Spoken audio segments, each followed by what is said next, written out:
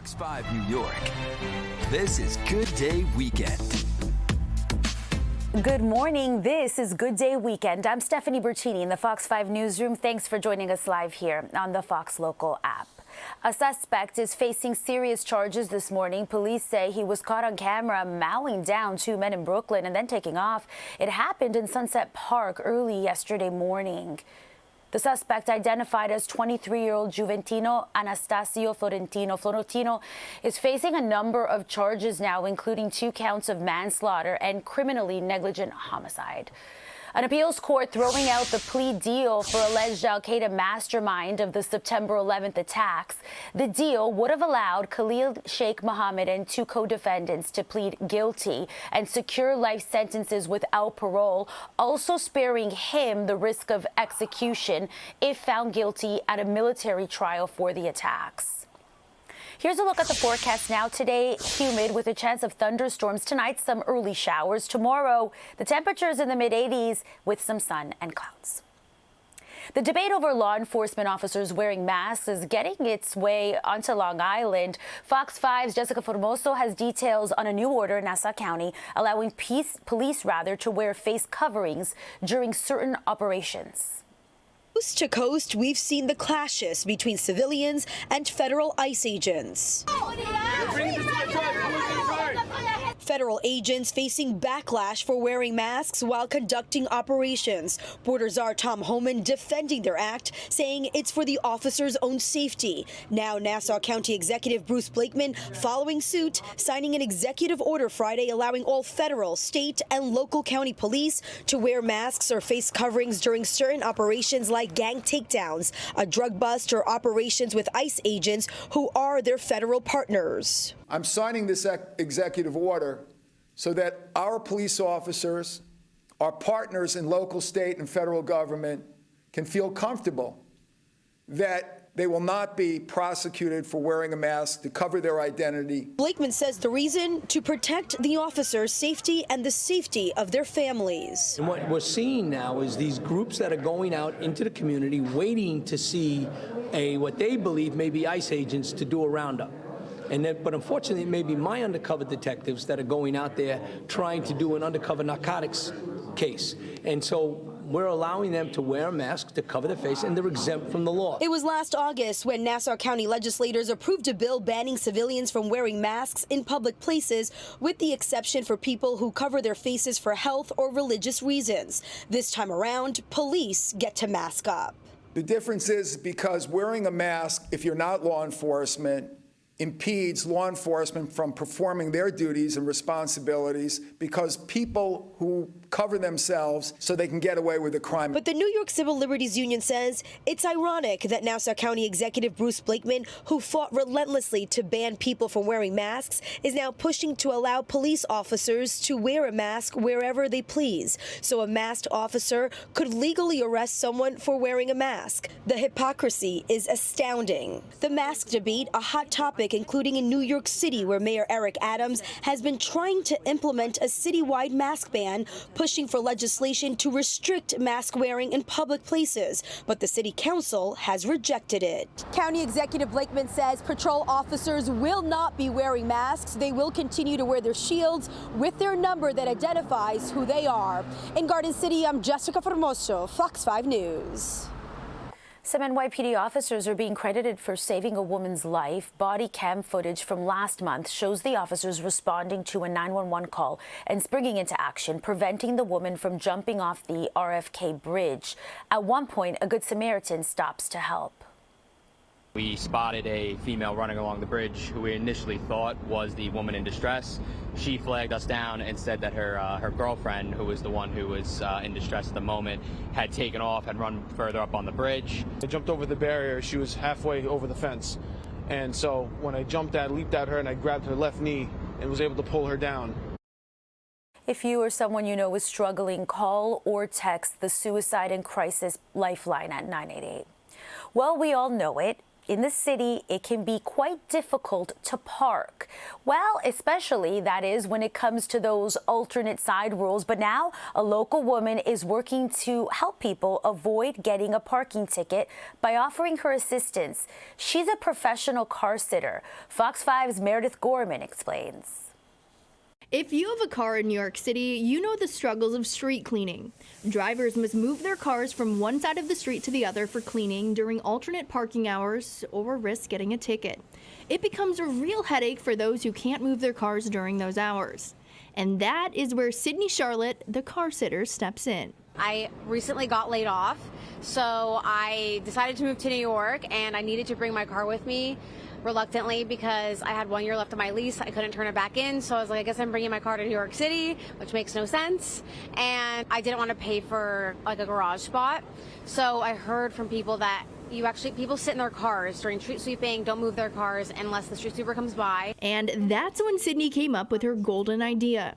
She posted a video on social media advertising her business idea of sitting in cars for those who can't do so during alternate side parking hours.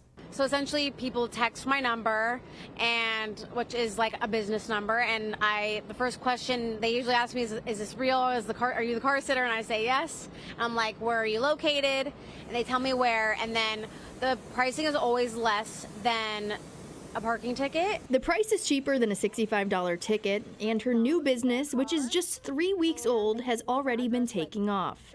Here's how the process works. Sydney said she coordinates a key handoff, which is usually with the doorman. And then she takes a video of the vehicle before she gets in and then once she gets out to document everything. And she says many of her customers are repeat. The people I'm doing today, this car and a car I did this morning, I'm doing again on Monday. And funny enough, I just had someone text me saying, oh shoot, I forgot to schedule you today. I just got a ticket. Like, I'm going to text you every Sunday from now on to let you know where I am. Meredith Gorman, Fox 5 News. Interesting. A state court ordering Mayor Adams to comply with the city council's controversial housing voucher plan. The court ruled the city council had the legal right to expand the City Fighting Homelessness and Eviction Prevention Supplement program, the measure allowing those facing eviction to get housing vouchers without first having to spend 3 months in the city shelter system, also loosening income restrictions and ending work requirements. Mayor Adams has argued the plan would cost taxpayers about $17 billion over 5 years. When you hear the name Banksy, you probably think about the street artist whose pop-up paintings seem to come out of nowhere. But that name taking on a new meaning when it comes to dating. Fox 5's Jennifer Williams has more on what it means if you're getting Banksy'd in your relationship. New York singles, beware. There's a new dating trend that pops out of nowhere. Do you know who Banksy is? No. I've never heard of that. It's an old trick with a new name. It's called Banksying, after the English street artist who is known for thought-provoking public pop-up installations. It's vague and open to multiple interpretations. It just kind of sounds like ghosting. Unlike ghosting, it's not abrupt. Relationship expert Susan Winter likens it to backpedaling while you breadcrumb into a slow fade. You are exiting the relationship slowly, but not to be held guilty or responsible. It doesn't allow for closure. It doesn't allow for communication. It's the perfect tool for somebody that hates to communicate and hates to be responsible for their part of the relationship. If that trend is getting popular, it should stop immediately because it doesn't make sense, And technology only makes it easier to be an escape artist as it creates distance. A text means I can craft my answer. I can pretend I didn't understand you. I can take time to think things through. But in real life, we have real emotions that come to the surface and we're more spontaneous. Communication is key if you want to avoid becoming a victim of this toxic behavior. Just ask for clarification. Say, I really haven't talked to you. I don't know what's going on. You can be honest with me. Nobody's bad or wrong. Just communicate. And ultimately, it's a coward's way out. So if this is being done to you and you feel that you have lost the most wonderful person and you're shot at love, Please. This is how they communicate. You want to get to conflict resolution, it is never going to happen with this person. I think you should treat people the way that you would want to be treated. On the Upper East Side, Jennifer Williams, Fox 5 News. Some news you can use. Duck Brand is hosting its annual Stuck at Prom scholarship contest, challenging high school students to create a prom look using duct tape. That and more when we come back right here.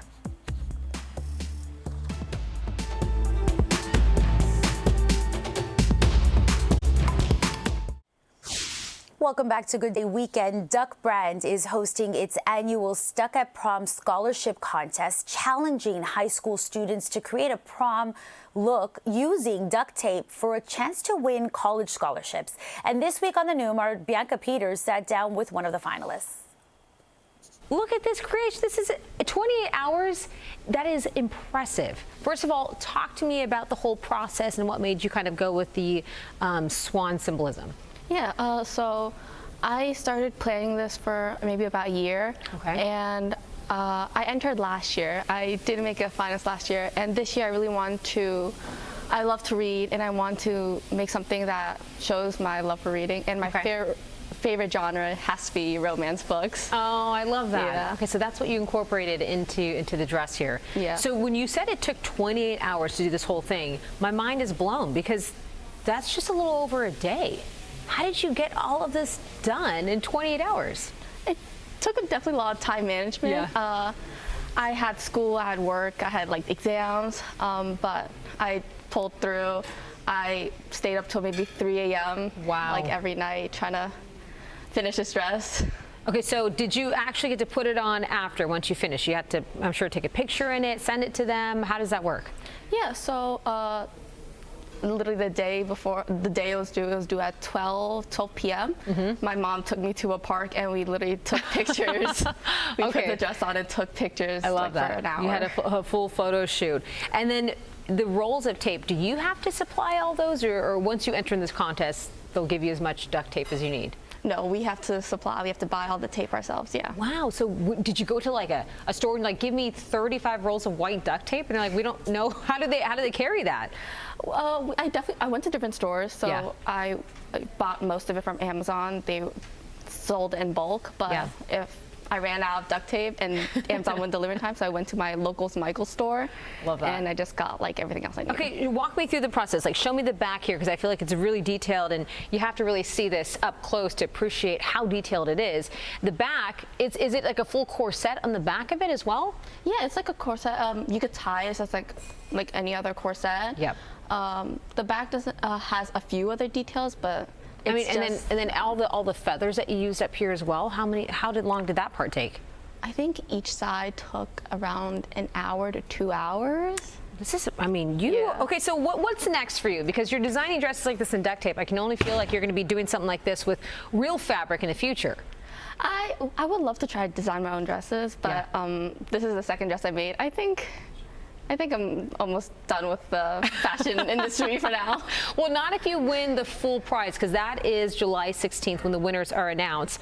I'm assuming there's a winner for tuxes and winners for dresses. How much money would you win if you took home that #1 prize? So each category, tuxes and dresses, the winner for each category gets $15,000 in scholarship money. Wow. Yeah. Wow. And finalists, runner-ups get $1,000 each. And there are also 3 separate categories, which is most likely for runway, Ducky's Choice, and most inspirational, which is based on the essays you have to write. Very cool. Okay, so if you win the 15 grand, what school were you using that towards? I would love to attend NYU. There we go. Yeah. NYU, if you're listening, look at this girl's already doing all of this in 28 hours with duct tape. This is something that you need to accept. Leanne, thank you so much for coming on and bringing your incredible design. Wow, so creative. All right, we'll be right back. And when we're back, we'll hear from a man who combined his love of animals and flying. But first, let's look at the forecast for your week ahead.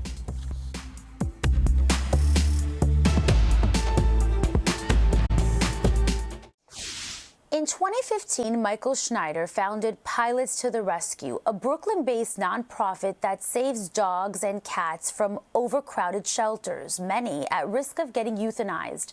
The former events planner is now devoted to his higher calling, combining his passion for aviation and animals. Our Bianca Peters and Natasha Verma sat down with him to talk about it. Take us through the story. I had an affinity for rescuing animals at a very young age. My family went to the local PCA and we picked out the dog or cat. That's all I ever knew. Yeah. And I started a pet sitting business at the early age of 11 because I just loved animals and I loved helping them out. I love that. And how did you get into aviation and your love for flying?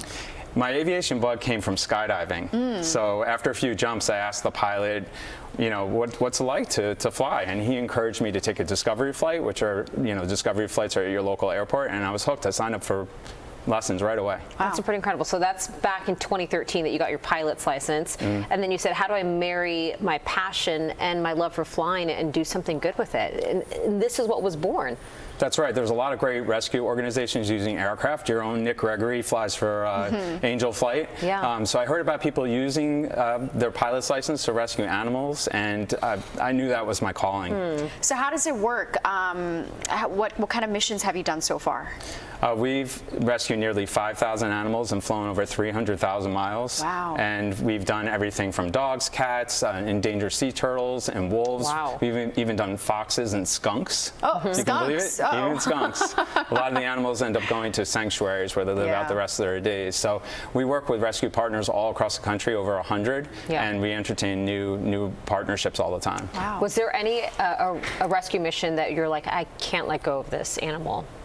Yeah, it's always the sad cases where, you know, the tripods or an animal that was abused or neglected. But one in particular was named Jelly, and this dog had cerebral palsy. And I had to literally pick up the animal out of the aircraft and bring it to the grass to use the bathroom.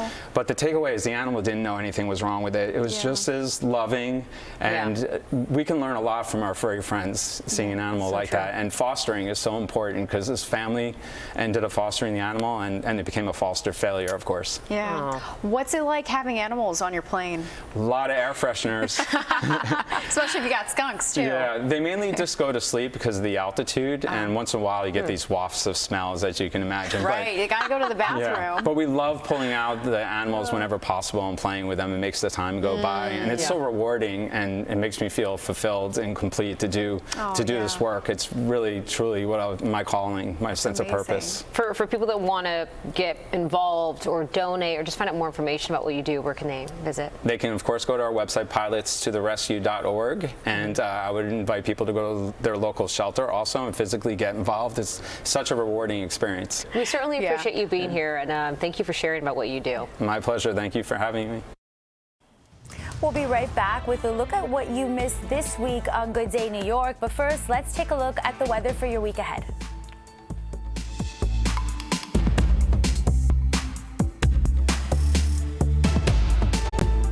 From chart-topping slow jams to sold-out shows, recording artist Kem always keeps things cool with his classic R&B sound. The Grammy-nominated star stopped by our Fox 5 studio to share his song, Share My Life.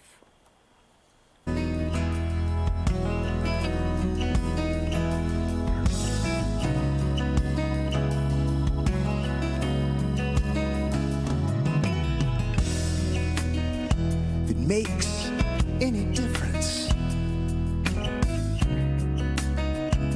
I still love you, girl.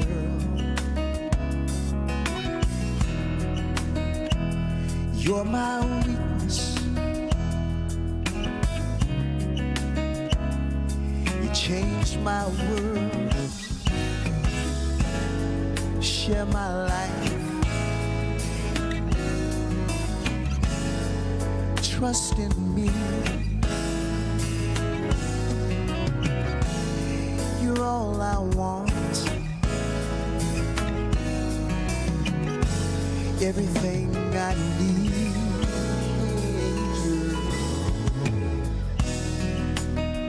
If it makes any difference, I give you all my heart. Girl, my sunsets